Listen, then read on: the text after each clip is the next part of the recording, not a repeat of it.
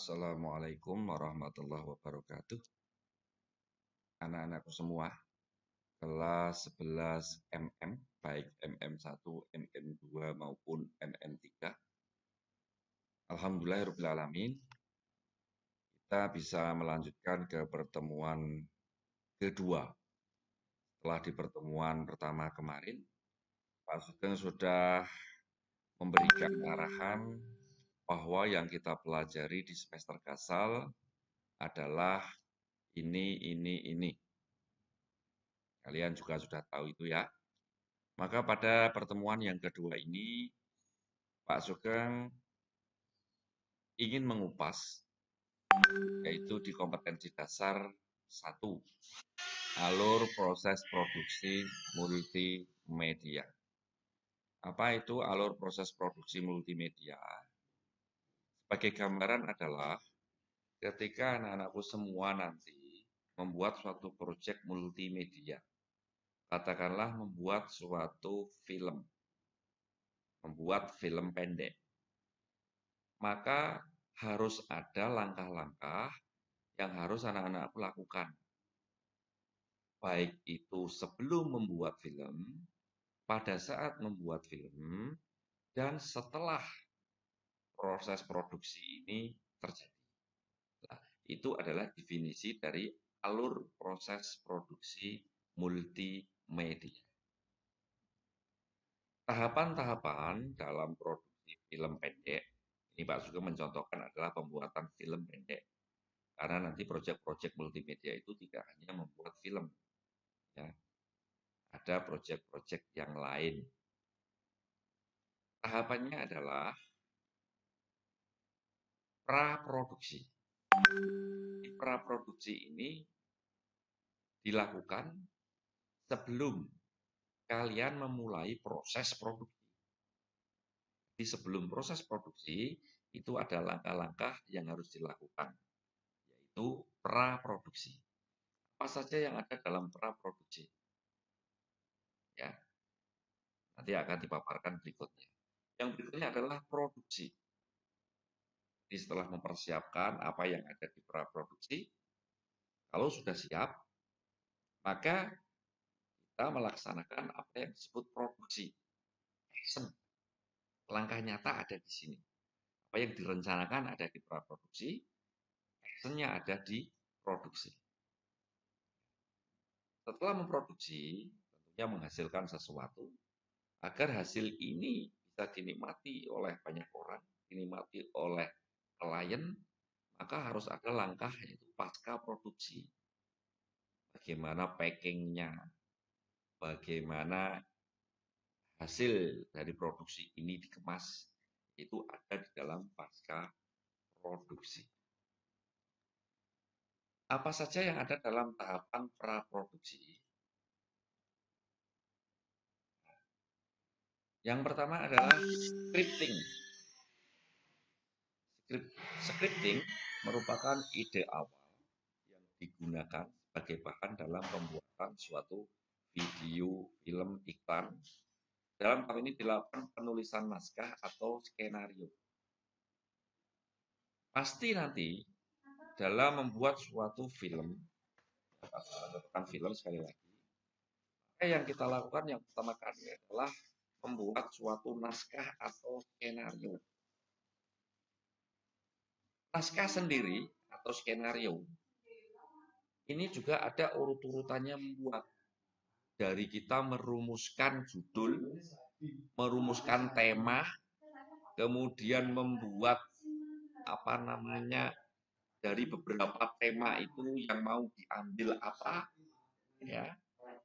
Kemudian membuat alur-alur penting. Nah, kemudian saatnya menulis naskah skenario. Secara umum, naskah atau skenario itu bisa ditulis langsung manual. Tapi sekarang ini sudah tersedia aplikasi pembuatan skrip. Contoh, nanti kita akan belajar menggunakan aplikasi yang disebut dengan Celtic. C-E-L-T-I. Kita akan belajar bagaimana cara membuat skenario yang baik melalui suatu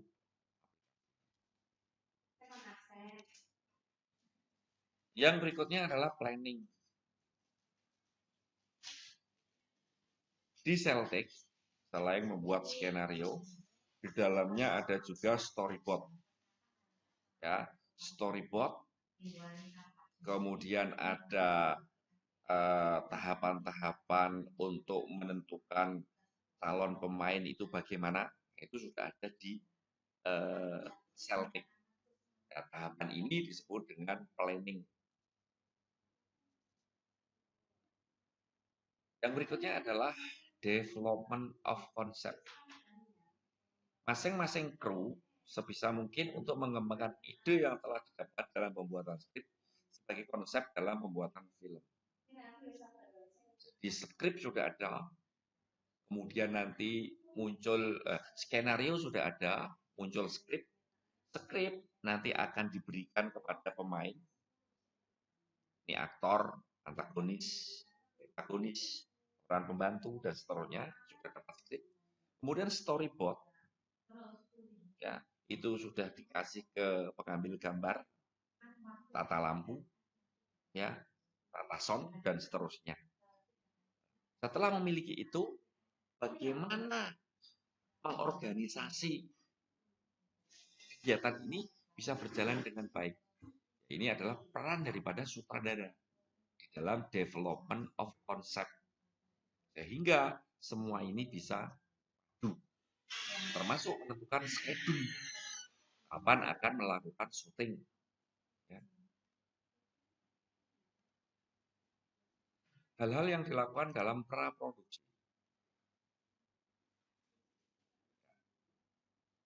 Skenario itu tentunya harus diterjemahkan. Di skenario meskipun sudah rinci, tapi tentunya ada interpretasi atau ada tafsir berkaitan dengan skenario ini. Maka harus persamaan persepsi berkaitan dengan skenario. Yang berikutnya, pemilihan kru. Dalam pembuatan suatu film, tidak bisa dikerjakan sendiri oleh sutradara. Ini melibatkan banyak tim. Kalau kalian melihat suatu film, kemudian di ending itu ada tulisan yang berjalan, ya berjalan, baik itu dari bawah ke atas atau atas ke bawah. Itu krunya luar biasa banyaknya, bahkan bisa melibatkan ratusan ribuan. Ya, ini adalah kru yang terlibat dalam suatu film itu apa? Ada tukang skenario atau scriptwriter, sutradara, pemain, tukang lampu, tukang kamera, dan seterusnya. Setelah milih kru, ya, kemudian yang berikutnya adalah pemilihan pemain. Nah, ini dikenal dalam dunia film itu dengan casting. Aktor yang diinginkan dalam tuntutan skenario itu apa? Maka nanti tim ada yang berburu pemain, kemudian setelah itu di casting apakah pemain ini sesuai atau tidak. Sebelum melakukan acting, tentunya seorang aktor harus melakukan latihan dulu agar nanti action yang dilakukan sesuai dengan tuntutan dari skenario. Untuk menentukan tempat pada kondisi seperti ini, harus syuting di mana. Maka tim ini juga melakukan hunting location. Kira-kira untuk adegan tertentu, adegan laga atau mungkin film horor, tempat yang tepat itu di mana. Ini adalah dalam tahapan hunting location. Kalau ini sudah dipenuhi, maka dalam tahapan praproduksi bisa dikatakan final. Maka bisa dilakukan tahapan berikutnya.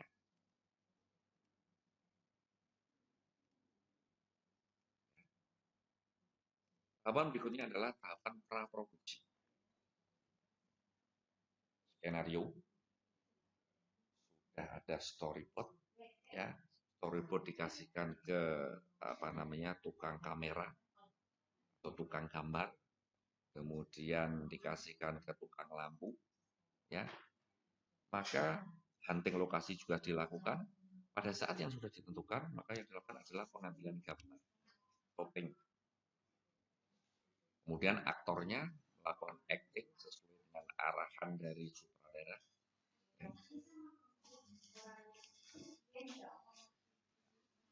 Termasuk di dalamnya ada video, ada audio untuk memadukan audio dan video. Bahkan di dalamnya nanti ada tambahan-tambahan atau insert animasi, insert antara video 1, video 2, dan seterusnya.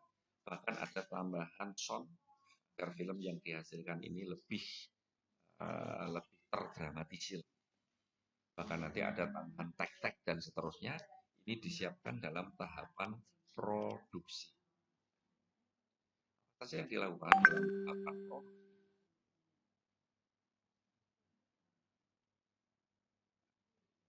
Nanti dalam storyboard kita mengenal ada scene, ya, ada scene 1, 3, dan seterusnya.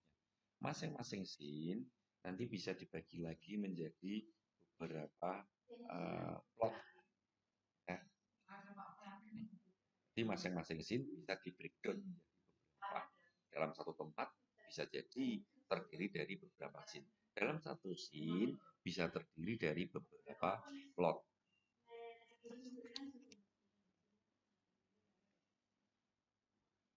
Blocking pemain ini bisa jadi sangat melelahkan dalam suatu lokasi yang sudah ditentukan.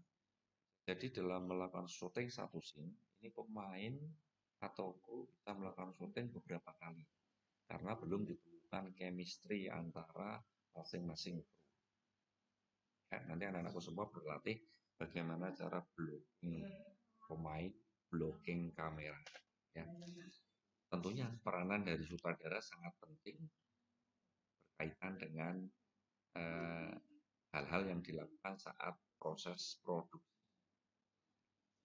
Perbedaan-perbedaan pendapat di lapangan ini nanti yang memutuskan adalah sutradara. Apa yang diambil sutradara itu yang dilaksanakan. Karena kalau tidak diputuskan nanti proses produksi bisa berlarut-larut sehingga tidak sesuai dengan schedule.